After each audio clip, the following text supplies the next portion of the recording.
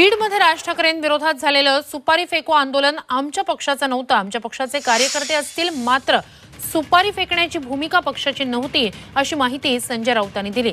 काल बीडमध्ये राज ठाकरेंच्या गाडीसमोर सुपारी फेकून आंदोलन करण्यात आलं होतं. त्यावर बोलताना राऊतांनी मनसेच्या कार्यकर्त्यांना इशारा दिला. आम्हाला धमक्या इशारे देऊ नका, भाजपला द्या, असं राऊतांनी म्हटलंय. तर ही शिवसेना हिजबुल्लाचा विचार करणारी आहे, तुम्ही हल्ला केला असेल तर सांगा ना, असं प्रतिआव्हान संदीप देशपांडेंनी दिलंय.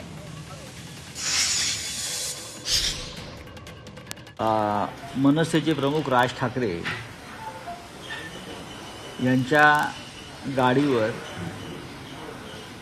काही लोकांनी सुपाऱ्या फेकल्या. त्या शिवसेनेचे पदाधिकारी असू शकतात, पण त्याचा शिवसेनेचा पक्ष म्हणून संबंध नाही त्या आंदोलनाशी. आमच्या माहितीप्रमाणे ते आंदोलन मराठा कार्यकर्त्यांचं होतं आरक्षणासंदर्भात. मी असं म्हणत नाही की त्यात आमचे कार्यकर्ते नसावेत, 100% असतील, पण ते आंदोलन पक्षाचं नव्हतं किंवा ती पक्षाची भूमिका नव्हती. धमक्या इशारे देऊ नका, धमक्या इशारे देऊ नका, ते भाजपला द्या, फडणवीसांना द्या, महाराष्ट्रद्रोह्यांना द्या. मी माझी भूमिका, माझ्या पक्षाची भूमिका, शिवसेना पक्षप्रमुखांची भूमिका सांगतो.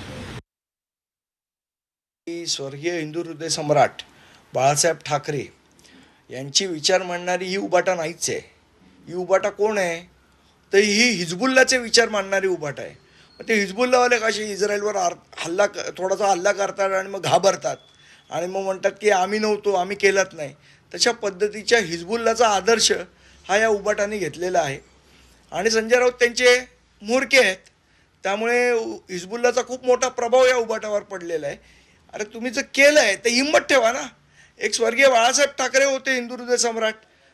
ज्यावेळेला बाबरी पडली त्यावेळेला ते म्हणाले, हो आमच्या शिवसैनिकांनी पाडली असेल तर आम्हाला अभिमान आहे. ह्यांना साधं यांच्या शिवसैनिकांनी केलेल्या आंदोलनाची जबाबदारी यांना घेता येत नाही. हे पाचव्या भागाला पाय लावून पळतात.